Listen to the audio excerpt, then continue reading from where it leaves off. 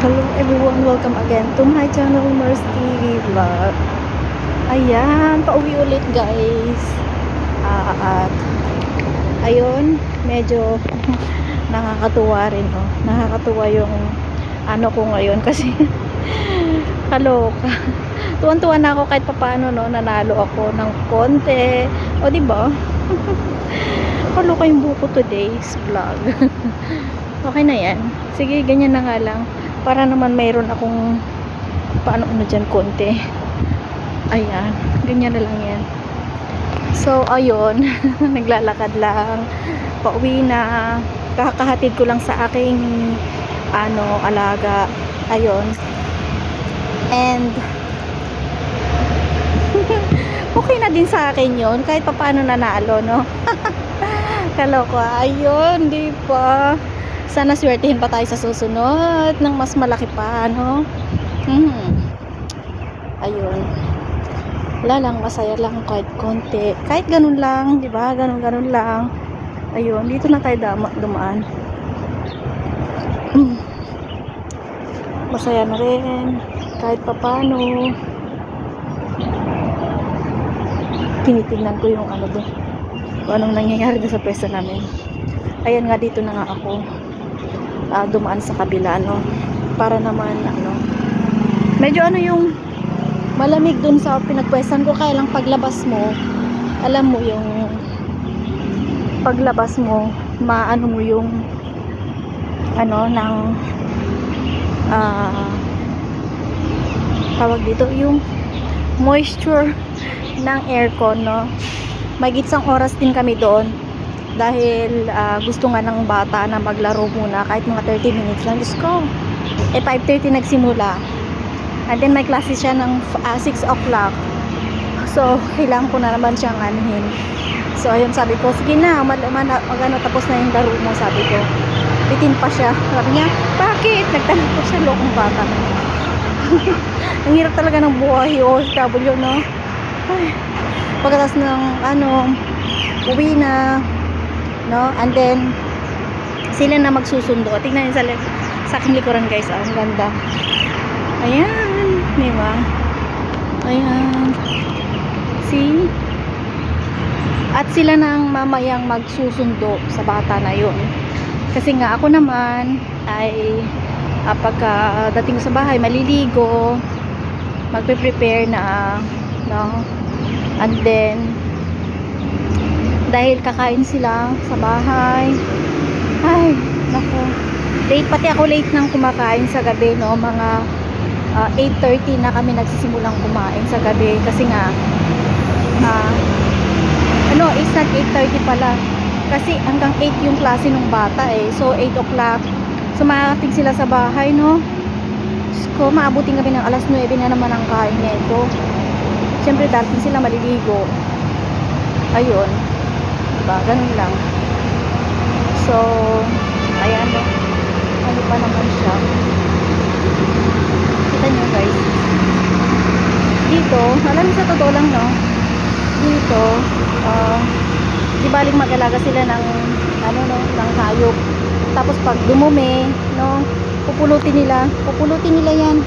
Ay, na pala siya, ano pala to, pwede palang lumakad na, no? Nag-antay ako ng Pasko. Ayun, so ayun nga, may kwento ko lang, no? Mas gusto nilang mag-alaga rito ng mga hayop, ganun, no? Karamihan dito marami silang mga hayop, and then caring nila yung magpulot ng dumi ng alaga nila, no? Kahit sa kalye, mga ganun, kasi kailangan talaga yun. Then may dala-dala na rin silang tubig, no? Bibisikan na lang nila pag umihi yung aso para naman hindi mapanghi. Sana ganun sa Pilipinas, no? Sana ganun sa Pilipinas, maging disiplinado. Dami ko nang nakikita rito kay ikan. Alam niyo, sa totoo lang, no, bawal kasi magkalat dito, bawal. Sana, no, kahit sa Pilipinas, no, magkaroon din ng disiplina, no, yung mga nagkakalat, no. Kasi naman dito guys, no, lahat dito, kahit saan ka maglakad, no, may mga CCTV, no. So kailangan kung ano yung kalat mo, wag kung ano yung pinagbalatan mo, lagay mo sa bag mo. Kung may makita kang basura, doon mo itapon. Eh dun sa Pilipinas, sa totoo lang guys, sa totoo lang, no, kahit may basurahan na, tamad pang magtapon, no, tamad pang magtapon, basta iniitsa na lang. Kaya ang ginalabasan, pag binabagyo, binabaha agad-agad, no, konting ulan lang, bahagad.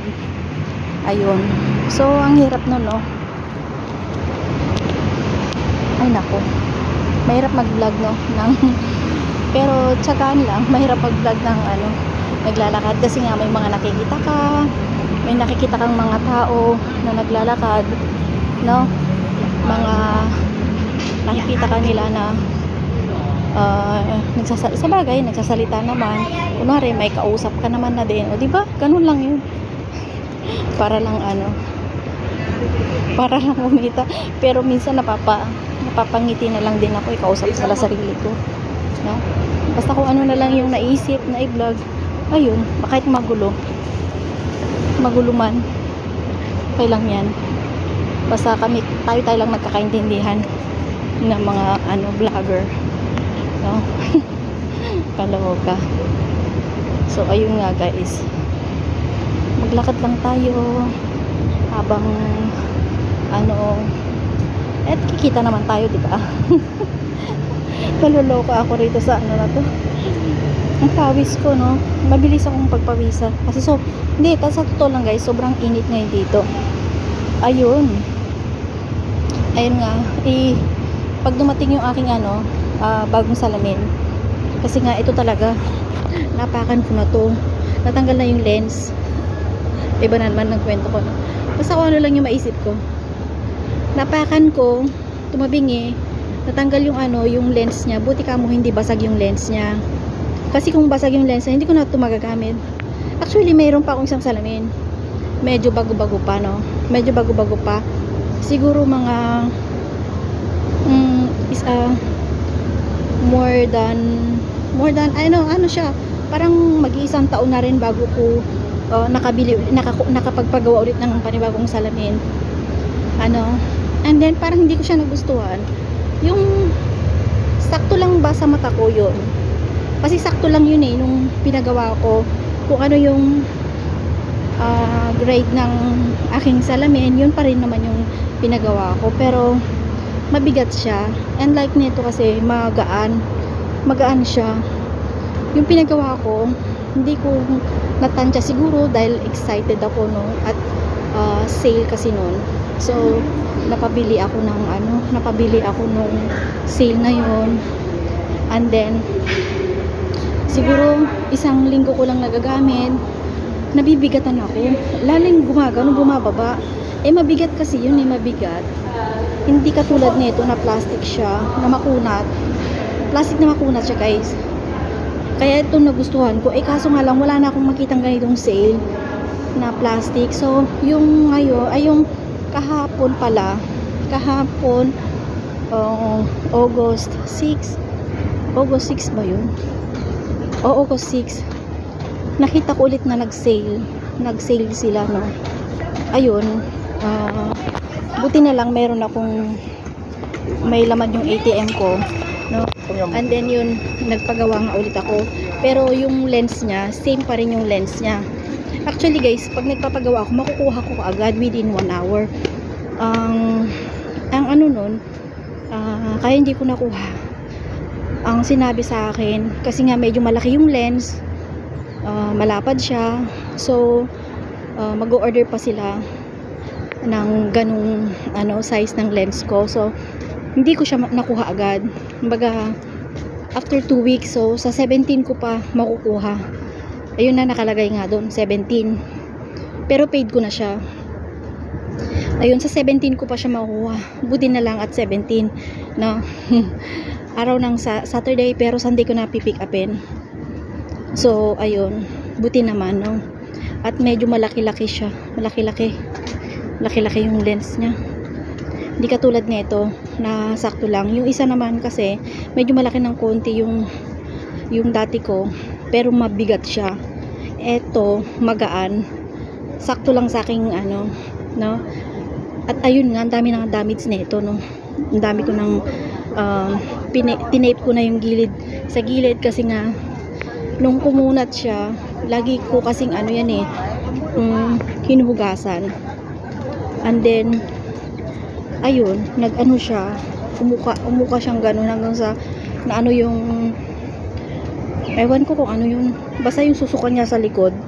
Ayun, hanggang sa tinipan ko na lang kasi pag hindi ko tinipan yun guys, bumubuka na gano'n, bumubuka. Ayun, tapos nung magkabilaan na ginawa ko, and then nga nung isang araw nga no, naapakan ko siya, as in talagang tumabingi na siya. Buti na lang naibalik ko siya sa ano, kasi nga makunat siya guys.